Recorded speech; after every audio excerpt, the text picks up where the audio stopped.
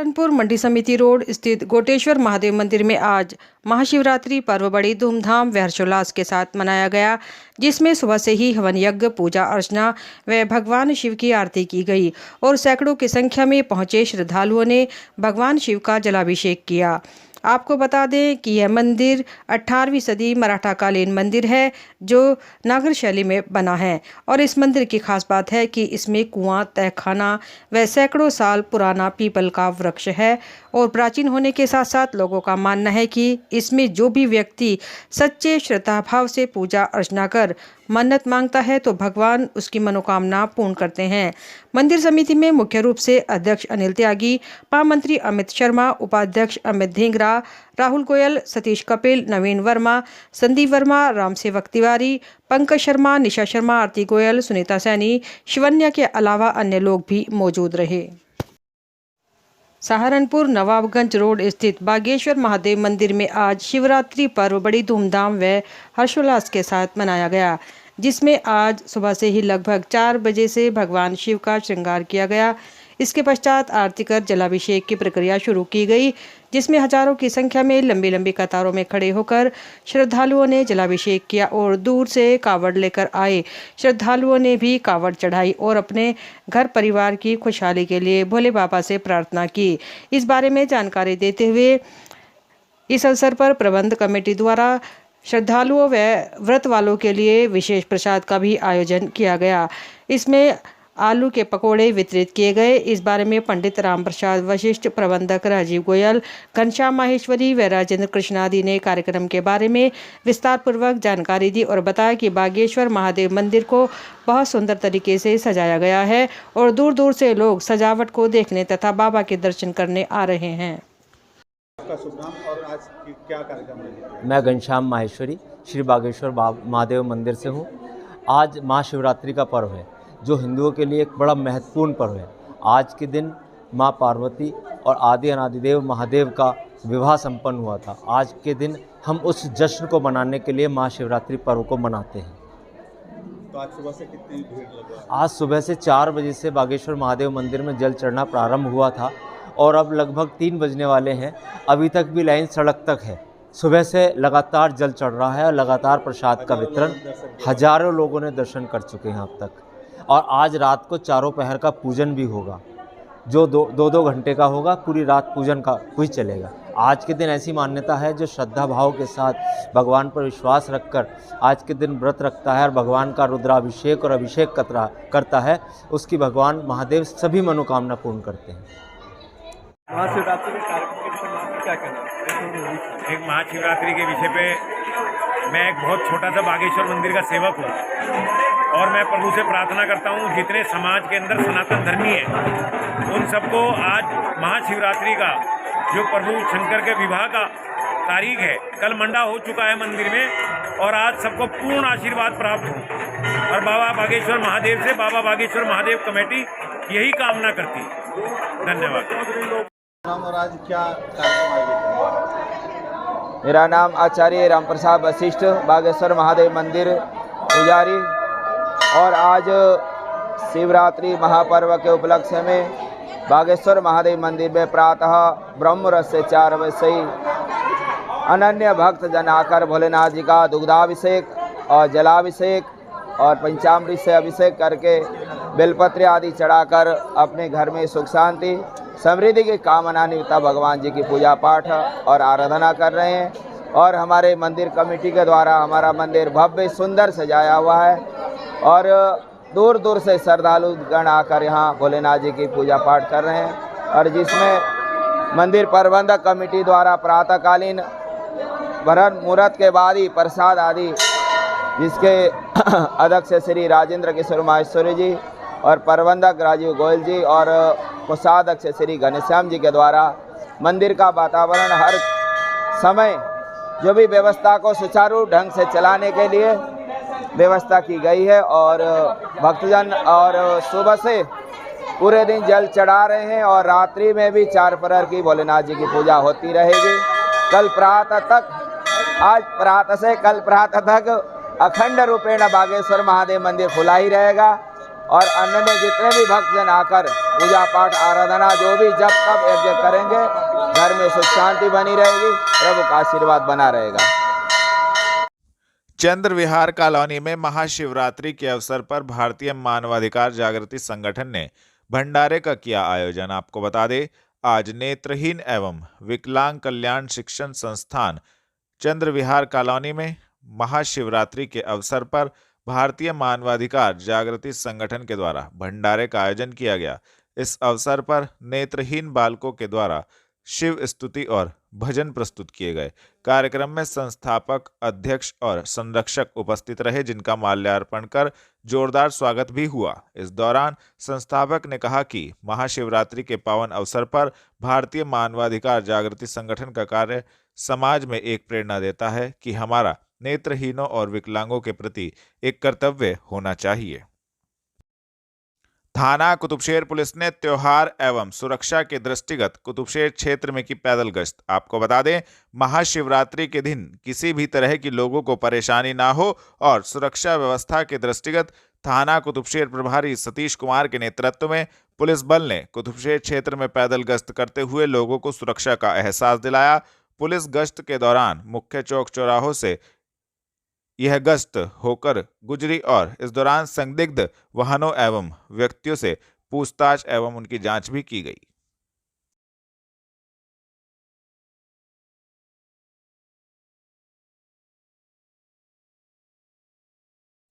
पेड़ बचाओ पेड़ लगाओ अभियान होगा शुरू।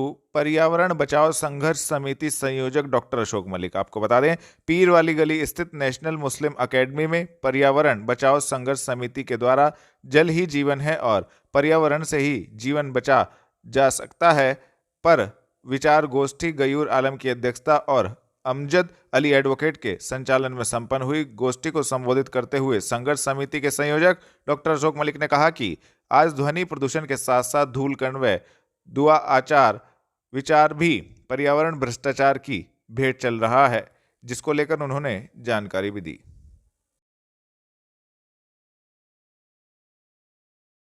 मेरा नाम डॉक्टर अशोक मलिक, मैं संयोजक हूँ, पर्यावरण बचाओ संघर्ष समिति का संयोजक हूँ।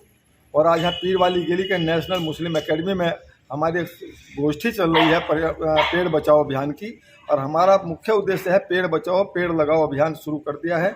और हमारा कहना यह है कि तलहटी शिवालिक तलहटी के आपका जो उसमें जितने स्टोन क्रेशर हैं, ईंट भट्टे जहाँ हैं और उनसे धुएं से धूल कणों से वो पेड़ नपुंसक हो रहे हैं, पेड़ों पर फल नहीं आ रहे हैं, फलदार पेड़ों पर। इसलिए जो है और वन विभाग और उद्यान विभाग आंख बंद करके बैठे हुए। वन विभाग में 100 पेड़ की यदि परमिशन ली जाती है, हजारों पेड़ काटे जा रहे हैं और पेड़ लगाने पर ध्यान नहीं है। जिला प्रशासन की देखरेख में और जिला प्रशासन SDM वहाँ आपका जो आंख बंद करके बैठे हुए हैं।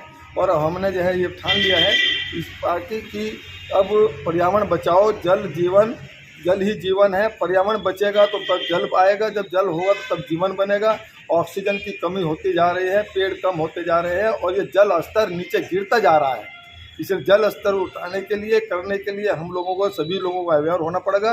इसमें प्रशासन को भी सहयोग करना चाहिए और इसमें आम जनता के आम जन सामान्य के लिए हमने जन आंदोलन शुरू कर दिया है और इसके लिए इस पर आंदोलन है। और यदि यह जिला प्रशासन ने इस पर ध्यान नहीं दिया तो हम जन आंदोलन शुरू कर देंगे और आपका पेड़ बचाओ और पेड़ लगाओ अभियान हमारा शुरू है। धन्यवाद।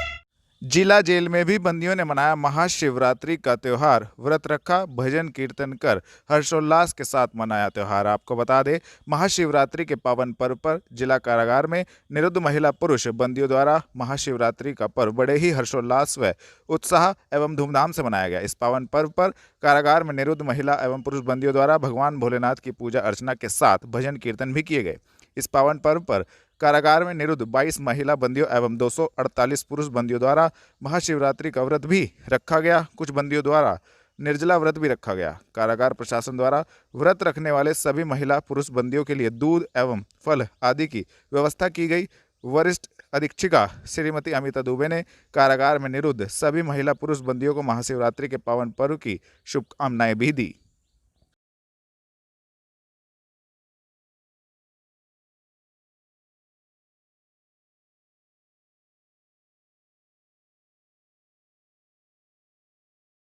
जनपद में भूतेश्वर मंदिर सहित सभी शिवालयों में श्रद्धालुओं की भारी भीड़। सुबह 3 बजे से लगी मंदिरों में लाइनें। श्रद्धालु पहुंचकर कर रहे जलाभिषेक। आपको बता दें, आज महाशिवरात्रि पर्व है, जिसको लेकर सभी शिवालयों में भारी भीड़ लगी हुई है और श्रद्धालु मंदिरों में पहुंचकर महादेव के दर्शन कर जलाभिषेक कर रहे हैं। शहर के मुख्य मंदिरों सहित देहात के भी मंदिरों में भी लाखों की संख्या में श्रद्धालु पहुंचकर जलाभिषेक कर रहे हैं।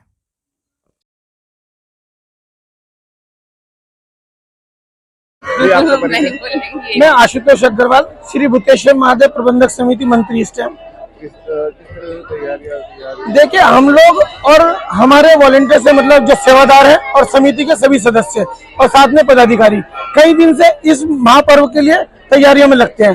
जैसे आप मेरे पीछे देख रहे होंगे कि काफी सुंदर सजावट और काफी अच्छी तरीके से व्यवस्था हो रखी है। तो ये सब सेवादारों की और हमारी समिति के सभी सदस्यों की सेवा है। लगभग हमने सुबह 3 बजे के लगभग आरती करा के इसके बाद दरबार खोला था गर्भगृह, और उससे लेकर रात तक उम्मीद है कि लगभग 1 लाख श्रद्धालु से ऊपर यहाँ पे आएगा। क्या मान्यता है मंदिर की? देखिए, मंदिर की मान्यता तो आज तक की है कि जिसने भी 40 दिन का यहाँ पे जल चढ़ाया है उसकी हर मनोकामना पूर्ण हुई है। जनपद में न्यायालय ने 3 अभियुक्तों को हत्या का प्रयास करने के मामले में 5 वर्ष के कारावास 63,000 रुपए के अर्थदंड से किया दंडित। आपको बता दें, वरिष्ठ पुलिस अधीक्षक के निर्देशन में मॉनिटरिंग सेल द्वारा प्राथमिकता के आधार पर प्रभावी पैरवी की गई, जिसके फलस्वरूप हत्या का प्रयास करने वाले अभियुक्तों को 5 वर्ष के कारावास एवं 63,000 रुपए के अर्थदंड से न्यायालय द्वारा दंडित किया गया है। थाना नकुड़ पुलिस द्वारा 9 जुलाई 2011 को सुभाष पुत्र जाधव राम के द्वारा सूचना गई थी कि उसके भाई सुरेंद्र कुमार को तमंचे से फायर कर गंभीर रूप से घायल करने और गाली गलौज कर जान से मारने की धमकी देने की सूचना पर अभियोग पंजीकृत किया गया था। अभियुक्तगण विनोद कुमार, प्रमोद कुमार, मुकेश और भूपेंद्र के विरुद्ध थाना नकुड़ में अभियोग पंजीकृत हुआ था, जिसमें मॉनिटरिंग सेल द्वारा की गई पैरवी के चलते अभियुक्तगण विनोद कुमार, प्रमोद और मुकेश को संबंधित मामले में दोषी पाते हुए न्यायालय ने 5 वर्ष के कारावास और 63,000 रुपए के अर्थदंड से दंडित किया है। जनपद में न्यायालय ने हत्या के मामले में 4 अभियुक्तों को 7 वर्ष के कारावास 1,20,000 रुपए के अर्थदंड से किया दंडित। आपको बता दें, वरिष्ठ पुलिस अधीक्षक के निर्देशन में मॉनिटरिंग सेल द्वारा प्राथमिकता के आधार पर प्रभावी पैरवी की गई, जिसके फलस्वरूप थाना नकुड़ क्षेत्र निवासी इसम सिंह की हत्या करने वाले अभियुक्तगण सुभाष, भूपेंद्र, सुरेंद्र और सतेंद्र को आज न्यायालय ने 7 वर्ष के कारावास और 1,20,000 रुपए के अर्थदंड से दंडित किया है।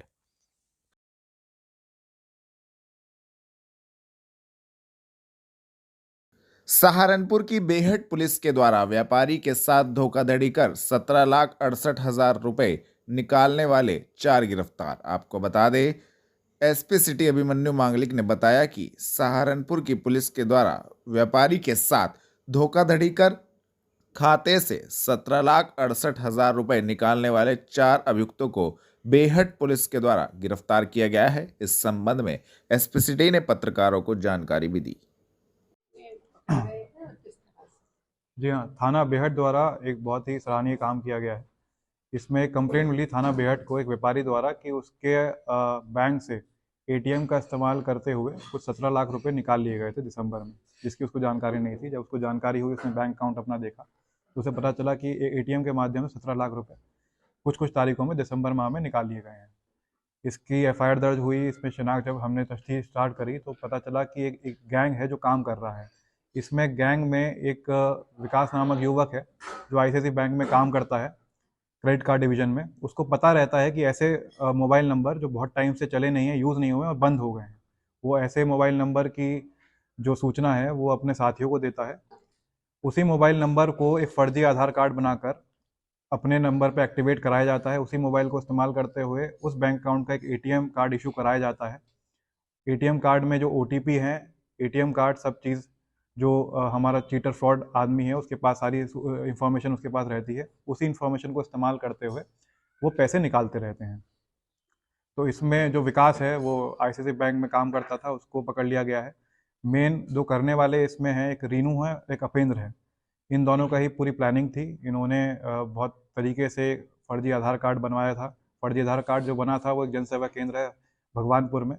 जनसेवा केंद्र संचालक को भी पुलिस ने गिरफ्तार कर लिया है और उस फर्जी आधार कार्ड को यूज़ करके उसने पहले सिम लिया। सिम लेने के बाद एटीएम कार्ड भी अपने एड्रेस पे डिलीवर कराया, उसके बाद ओटीपी भी अपने एड्रेस पे डिलीवर कराया। सब चीज़ डिलीवर कराते हुए इस तरह से 17 लाख रुपए का इसमें कैश निकाला गया। सर, जो यूपी कॉप की एफआईआर है किस प्रकार की है, इन्हें इससे क्या फायदा होगा?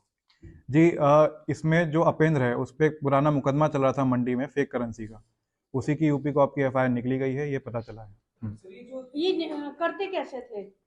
जैसे मैंने आपको पूरा तरीका बताया, जो नंबर बंद हो गए हैं, जो अकाउंट होल्डर एक नंबर काफ़ी टाइम से यूज़ नहीं करा, वो नंबर बंद हो गया सर्विस प्रोवाइडर द्वारा, तो टेलीकॉम सर्विस प्रोवाइडर था, वो नंबर बंद हो जाता है। उस नंबर को दोबारा रीइशू करवाते हैं और उसी अकाउंट होल्डर के एक फर्जी आधार कार्ड बनवाते हैं। तो उसमें और एड्रेस लेकिन अकाउंट होल्डर का रहता है, तो क्या करते हैं, जो कोरियर वाला एटीएम डिलीवर करने आता है उससे बात करके या अपने एड्रेस पे या फिर रास्ते में ही उससे रिसीव कर लेते हैं और नंबर आधार कार्ड पे इनका अपना डला होता है जो इनके ये यूज़ कर रहे हैं। तो इस तरह से पूरा ये इस्तेमाल करते हैं। एक बड़ी रकम निकाली गई, क्या व्यापारी को तब तक नहीं पता लगा जब तक ये ट्रांजैक्शन चलती रही? जैसे मैंने बताया कि जो व्यापारी होते हैं रेगुलर बेसिस पे अपना बैंक स्टेटमेंट नहीं देखते हैं उनके, और ऑब्वियसली बात है जो इसमें मैसेज जा रहे थे वो भी जा रहे थे उसके पास, चीटर के पास, तो कोई उनके पास माध्यम नहीं था ये पता करने का कि उनके एटीएम से पैसे निकाले जा रहे हैं। क्या इनाम मिला है टीम को? एक करके। जी हाँ, इनके पास से जो 5 लाख, जो 17 लाख की टोटल रकम निकाली गई थी उसमें 5 लाख रुपए कुछ बरामद हुए हैं। इनके पास से एक एफआईआर की कॉपी यूपी कॉप ऐप से जो निकाली थी वो बरामद हुई है। कुछ फर्जी आधार कार्ड बरामद हुए हैं और स्कूटी और मोटरसाइकिल। टीम को इनाम?